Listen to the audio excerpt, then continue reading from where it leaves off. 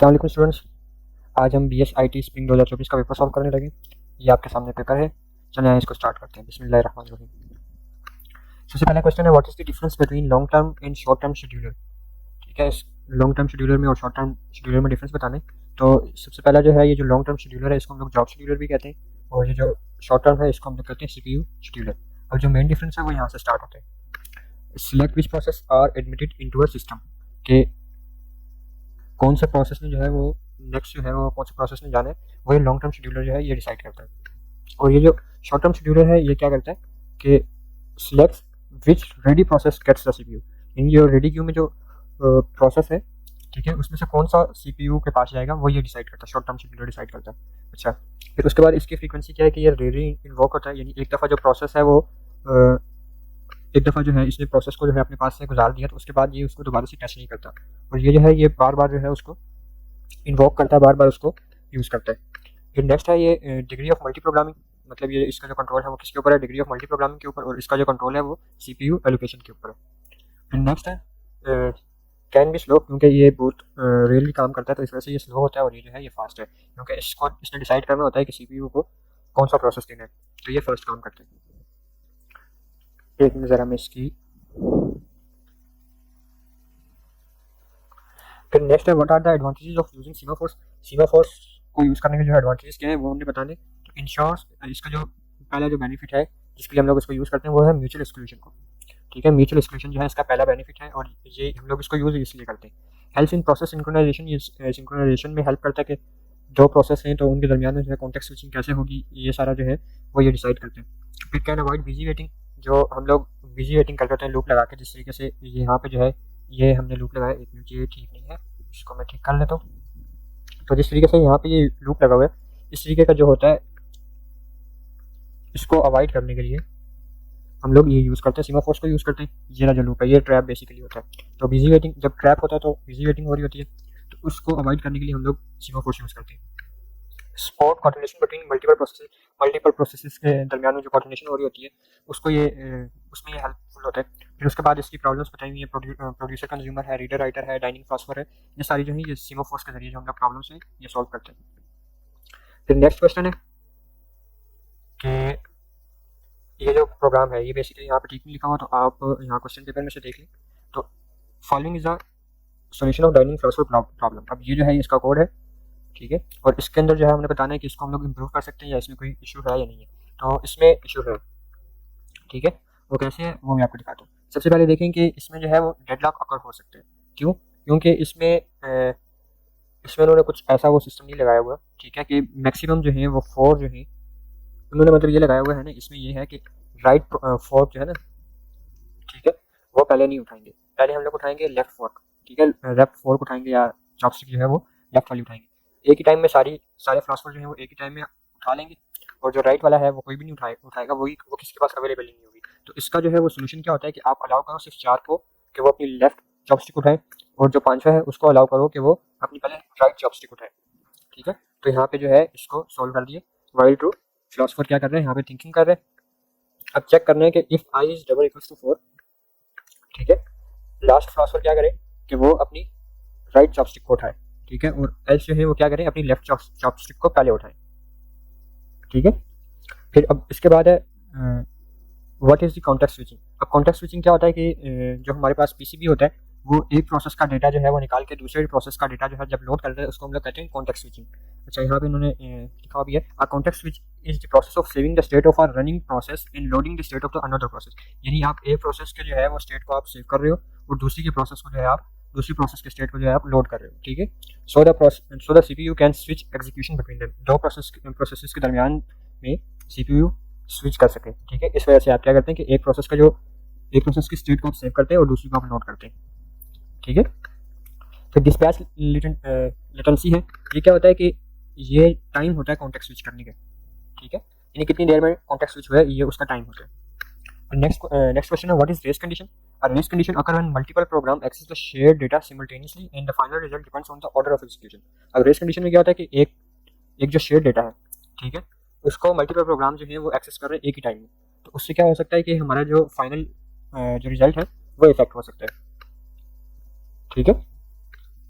तो एग्जाम्पल क्या है कि हमारे पास जो है काउंट 5 है, ठीक है, काउंट की वैल्यू जो है 5 है।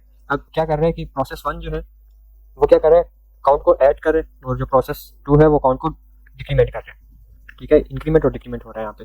तो इससे क्या होगा कि अगर दोनों प्रोसेस एक ही वक्त में करें तो काउंट की वैल्यू, अगर फॉर एग्जाम्पल प्रोसेस 2 ने जो काउंट की वैल्यू क्या किया, -1 किया, ठीक है, तो काउंट में क्या स्टोर हो गया, 4 स्टोर हो गया। फिर इसी तरह जो है प्रोसेस 5 आया, प्रोसेस 1 आया, इसने क्या किया, एक इंक्रीमेंट करके इसको 5 कर दिया, ठीक है। अब ये जो है इन केस अगर प्रोसेस 2 पहले एग्जीक्यूट होता है तब की बात है, अगर इन केस प्रोसेस 1 पहले एग्जीक्यूट होता है तब क्या होगा, काउंट की वैल्यू क्या है यहाँ पे 5 की, एक ऐड होगा 6 हो जाएगी, और ये जो है माइनस जो है एक दोबारा से माइनस होगा तो वापस से 5 हो जाएगी, ठीक है। वैसे ये इफ साइमल्टेनियसली डिफाइनर वैल्यू इसमें जो है वो इनकरेक्ट भी आ सकती है, ठीक है, तो करेक्ट भी आ सकती है। ये डिपेंड करता है कि अभी तो यहाँ पर सिर्फ 2 प्रोसेस थे ना, 2 से ज़्यादा भी हो सकते हैं। फॉर एग्जांपल जब इसने ये किया, ऐड किया, तो किसी और प्रोसेस ने जो इसकी वैल्यू जो है वो रीड कर रही 6, ठीक है। इस तरह के जो है ये एरर्स आ जाते हैं इसमें, कि जब 2 से ज़्यादा प्रोसेस जो है वो एक ही 2 या 2 से ज़्यादा जो प्रोसेस है वो एक ही शेयर डेटा के ऊपर काम कर रहे हो, तो ये रेस कंडीशन का जो एरर है वो आ जाता है। Consider logical address space of 64 pages of 2 kilobytes map onto a physical memory of 32 frames, ठीक है। तो हमने इसके लिए फाइंड क्या करना है, एक तो हमने ऑफसेट फाइंड करना है, एक लॉजिकल एड्रेस हमने फाइंड करना है, और एक फिजिकल एड्रेस फाइंड करना है। बिल्कुल ईजी है। लॉजिकल एड्रेस स्पेस उन्होंने हमें दी हुई है 64 पेजेस की, ठीक है, और ऑफसेट के लिए हम लोग ये पेज साइज को हम लोग यूज़ करते होते हैं। तो पेज साइज को हम लोग कैसे लिख लेंगे कि 2 रेज़ पावर में लिख लेंगे इसको, ये 2 किलोबाइट्स बनते हैं ना, तो 2 किलोबाइट्स ये तकरीबन बन जाता है कि 2 जो के है वो तकरीबन बन जाता है 2 रेज़ पावर 10 बन जाता है, और जब ये हो जाए 48 भी है तो इस वजह से ये जो है ये 11 आ जाएगा, ठीक है। तो इस जब हम लोग इसको लॉग लेंगे, जब हम लोग लेंगे लॉग 2 रेज़ पावर 11 और इसकी होल बेस जो है वो ले लेंगे, होल बेस इसकी ले लेंगे 2, तो इसका जो है वो फिर आंसर क्या आ जाएगा, सिर्फ 11 आ जाएगा, ठीक है। और वही जो है इसका आंसर भी होगा। ऑफसेट का वो वही हमारा ऑफसेट भी होगा। ऑफसेट को हम लोग डी से भी डोनेट करते हैं, तो यहाँ पे आप डी भी बेसिकली लिखेंगे, ठीक है। तो बेसिकली हमने इसमें फाइंड क्या करना है, एक जो है हमने फाइंड करना है पी फाइंड करना है, एक एफ फाइंड करना है, और एक जो है वो डी फाइंड करना है, ठीक है। तो लॉजिकल एड्रेस के लिए हम लोग क्या करेंगे कि 64 यहाँ पर हमने पेजेस का बताया हुआ है, तो 64 को कितने बिट चाहिए होते हैं, 6 बिट चाहिए होते हैं। कैसे पता चलेगा, 64 जो होता है वो 2 रेज़ पावर 6 होते हैं, ठीक है, तो 2 रेज़ पावर 6 होता है। अब हम लोग क्या कर सकते हैं कि पेजेस जो है हमारे पास आ गए, 2 रेज़ पावर 6 आ गई, तो अब ये जो होता है लॉजिकल एड्रेस जो होता है, ठीक है, उसमें क्या होता है कि एक हमारे पास होता है ऑफसेट बिट होता है, और एक होता है नंबर ऑफ पेजेस होते हैं, ठीक है। जब हम लोग इन दोनों को जो है वो ऐड करेंगे तो हमारे पास क्या आ जाएगा, अच्छा सॉरी यहाँ पे ये पी टी और वो एफ नहीं आता, सॉरी ये मैं कुछ और समझ गया था। जो यहाँ पे जो है लॉजिकल एड्रेस में 2 चीज़ें होती हैं, लॉजिकल एड्रेस में 2 चीज़ें होती हैं, एक होता है पी होता है और एक होता है डी, ठीक है, पी और डी होता है इनमें। तो ये जो है ये हमारा क्या है, ये पी है और ये जो है ये डी है, तो इन दोनों को जब ऐड करेंगे तो हमारे पास 17 बिट जो है इसका लॉजिकल एड्रेस आ जाएगा। फिर फिजिकल एड्रेस के लिए क्या करेंगे कि ये जो 32 है, ठीक है, ये भी 2 रेज़ पावर 5 जो है वो होता है 32, ठीक है। इसको आप बेशक लॉग लेके जिस तरीके से मैंने यहाँ पे आपको करके दिखाया है, बेशक आप उस तरीके से कर लें या फिर दूसरे तरीके से कर लें। आप ये भी कर सकते हैं कि 32 है ना, तो 32 को आप बाइनरी में कन्वर्ट कर लें, ठीक है, उस तरीके से भी हो जाते हैं। डिफरेंट तरीके हैं, तो आप जिस तरीके से के साथ कंफर्टेबल है आप वाला तरीका यूज़ कर लें। फिर इसमें भी क्या होता है, एक इसमें होता है हमारा फिजिकल एड्रेस में एक एफ होता है और एक जो है वो ऑफसेट होता है। तो ये जो है ये ऑफसेट था और ये एफ है, इन दोनों को जब ऐड करें तो हमारे पास फिजिकल एड्रेस आ जाते हैं। नेक्स्ट क्वेश्चन है, ये भी बहुत ईजी है। तो consider system where size of, मतलब ये उन्होंने दिया हुआ है कि 16 बाइट जो है वो फिजिकल फ्रेम का साइज है, और जो वर्चुअल एड्रेस होता है प्रोसेसर आर 6 बिट, ठीक है, इन साइज।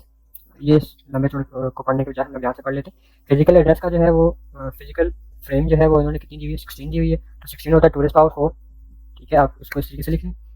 और ऑफसेट जो है, क्योंकि फिजिकल फ्रेम इन्होंने हमें 3 दी हुई है, तो ऑफसेट क्या है यहाँ पे आ जाएगा, वही आप लॉग लेके लॉग 2 रेज़ पावर 4 बेस 2 करेंगे तो आपके पास ये ऑफसेट आ जाएगा। फिर उसके बाद जो है पेज नंबर बिट्स फाइंड करने के लिए आप क्या करेंगे कि आप 6 को माइनस कर देंगे, 6 जो इन्होंने हमें यहाँ पे दिया हुआ है इन साइज, पेज नंबर का जो इन्होंने साइज दिया हुआ है, तो आप उनको माइनस करेंगे तो हमारे पास आ जाएगा 2 बिट्स जो है इसका आंसर आ जाएगा। फिर नेक्स्ट जो है ये टेबल है, ये टेबल भी बहुत ईजी है इसको फिल करना। जब आपके पास ऊपर वाला डेटा आ गया तो अब आपके लिए टेबल सॉल्व करना बहुत ईजी है। आप क्या करेंगे, जो ये दरमियान में ये जो दिया हुआ था पेज का, ठीक है, पेज नंबर जो है हमने फाइंड करना है और ऑफसेट फाइंड करना है। तो इसके लिए हम लोग क्या करेंगे, वर्चुअल एड्रेस में से -16 कर देंगे। 16 जो है ये हमारे पास फिजिकल फ्रेम जो थी, ठीक है। अब इन दोनों को जब माइनस करेंगे तो हमारे पास पेज नंबर आ जाएगा, और जब वर्चुअल एड्रेस का आप जब रिमाइंडर लेंगे 16 के साथ तो हमारे पास ऑफसेट आ जाएगा, ठीक है। तो आप 0 में से -16 करें, ठीक है। एक मिनट, सॉरी ये माइनस नहीं है, यहाँ पे डिवाइड,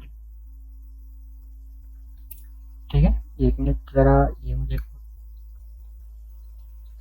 अब जब डिवाइड करेंगे, पेज नंबर को डिवाइड करेंगे तो आपके पास जो है ये वर्चुअल एड्रेस को आप जब डिवाइड करेंगे 16 से तो आपके पास पेज नंबर आ जाएगा, और जब वर्चुअल एड्रेस को आप उसका मोड फाइंड करेंगे तो आपके पास ऑफसेट आ जाएगा।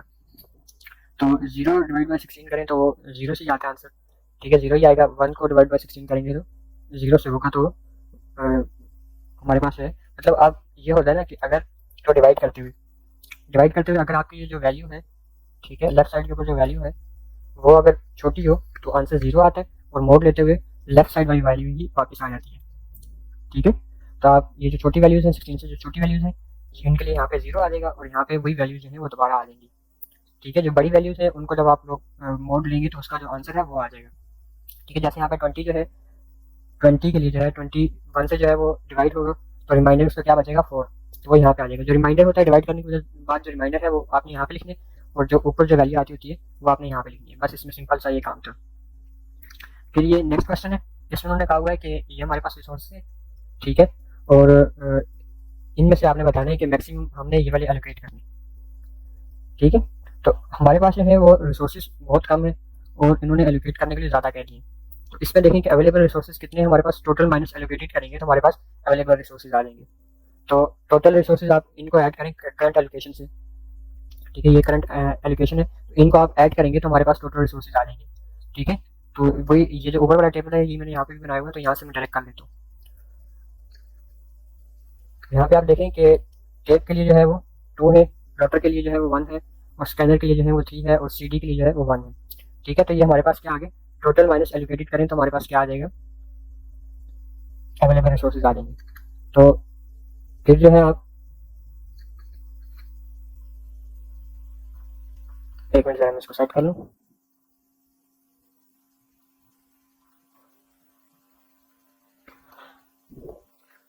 ठीक है। अब जो है मैक्सिमम रिक्वायरमेंट कितनी है, ये वाली जो टेबल है ये मैंने यहाँ पे बनाया हुआ है, ठीक है, और नीड जो है वो हमने फाइंड करनी है। तो नीड के लिए हम लोग क्या करते हैं, मैक्सिमम में से हम लोग माइनस कर लेते हैं जो हमारी एलोकेशन है। अच्छा, इसका जो है ना, अगर आपने इसका सिंपली अगर आपने आंसर देखना है, डायरेक्टली आपने आंसर देखना है तो उसका आंसर बहुत ईजी है। आप देखिए आपके पास अवेलेबल रिसोर्सेज कितने, टेप के लिए 2 है, ठीक है, और यहाँ पे उन्होंने मैक्सिमम एलोकेशन क्या बता दी है 3, ठीक है। तो ये एग्जीक्यूट नहीं हो सकता, मतलब ये जो है सेफ स्टेट में है ही नहीं, क्योंकि ये जो 1 है ये भी जो है ये एग्जीक्यूट हो जाएगा, लेकिन उसके बाद जो है आप 2 को नहीं यूज़ कर सकते, ठीक है, क्योंकि अब प्लॉटर के लिए आपको चाहिए 1 और स्कैनर के लिए आपको चाहिए 3। तो यहाँ पे देखें स्कैनर के लिए आपके पास 3 है, प्लॉटर के लिए 1 है, और CD के लिए जो है वो 0, ये तो CD के लिए जो है आपके पास 1 है, ठीक है। तो ये तो इजीली एग्जीक्यूट हो जाएगा, लेकिन उसके बाद जो है बाकी सारे जो है वो एग्जीक्यूट नहीं हो सकते। आप लोग यहाँ से भी इसको देख सकते हैं, यहाँ पे भी ये लिखा हुआ है कि P के लिए आप क्या करेंगे कि P के लिए जो सारी रिक्वायरमेंट कंप्लीट हो जाएगी, अब जब ये रिलीज़ करेगा तो उसके बाद जो है न्यू अवेलेबल हमारे पास क्या आ गया, 2 जो है वो सबके आगे, ठीक है, और जो CD का था वो 0, ठीक है, वो न्यू अवेलेबल। तो आप स्टेप 2 में क्या करेंगे, P1 की नीड जो है वो क्या है, उसको CD रोम के लिए क्या चाहिए, 1 चाहिए, लेकिन हमारे पास अवेलेबल क्या है 0। इसी तरह आप इसको देखें, स्कैनर के लिए आपको कितने चाहिए 3, हमारे पास अवेलेबल कितने हैं 2, तो ये एग्जीक्यूट नहीं हो सकता। फिर हमारा ये क्वेश्चन नंबर C है, ये भी बहुत ईजी है, पता नहीं इजी क्वेश्चन क्यों दे देते हैं। अच्छा, इसमें टास्क लेवल पैरेललिज्म है और डेटा लेवल पैरेललिज्म है। तो टास्क लेवल पैरेललिज्म क्या होती है, पहले इसको डेटा लेवल समझ लेते हैं, फिर टास्क लेवल समझना आसान होगा। डेटा लेवल पैरेललिज्म में क्या करते हैं कि हम लोग मल्टीपल डेटा आइटम्स के ऊपर एक ही ऑपरेशन परफॉर्म कर रहे होते हैं। तो देखें जैसे इसमें अरे है, एडिंग टू अरे, इसमें हम लोग क्या कर रहे हैं कि हमारे पास जो है मल्टीपल डेटा आइटम के ऊपर, यानी ये भी एक डेटा आइटम है और ये भी एक डेटा आइटम है, इन दोनों के ऊपर हम लोग सेम ऑपरेशन परफॉर्म कर रहे हैं, ठीक है। ये कहाँ का यूज़ होता है, इमेज प्रोसेसिंग में यूज़ होता है, जहाँ पे आप मल्टीपल पिक्सल्स के ऊपर जो है वो एक ही वक्त काम, एक ही तरीके का काम कर रहे होते हैं। फिर वेक्टर प्रोसेसर, GPU और ये जो SIMD, इसमें जो है ये यूज़ हो रहा था। अब जो है इसमें टास्क लेवल में क्या हो रहा था कि आप डिफरेंट टास्क और parallel process where each task में परफॉर्म अ डिफरेंट ऑपरेशन। ठीक है, कि आप क्या कर रहे होते हैं कि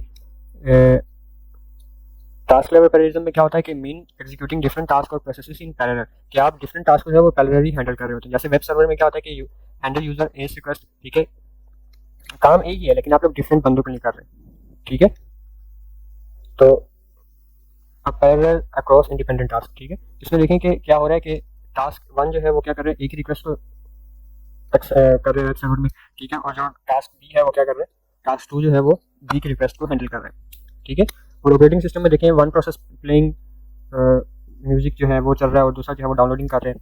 इस तरह से जो है ये टास्क लेवल पैरेललिज्म होती है। Where used multitasking operating system, multi core operating system, each core runs are different task. ठीक है, कि वो डिफरेंट टास्क चला रहा होता है। ठीक है, उम्मीद है आप लोगों को ये पेपर जो है वो समझ आ गया होगा। इससे रिलेटेड जो भी क्यूरीज हुई वो आप इस वीडियो के डिस्क्रिप्शन में, सॉरी इस वीडियो के कमेंट्स में जो है आप पूछ सकते हैं। और ये जो पेपर है ये भी मैं आपको लिंक के तौर पर वहाँ पर दे दूँगा।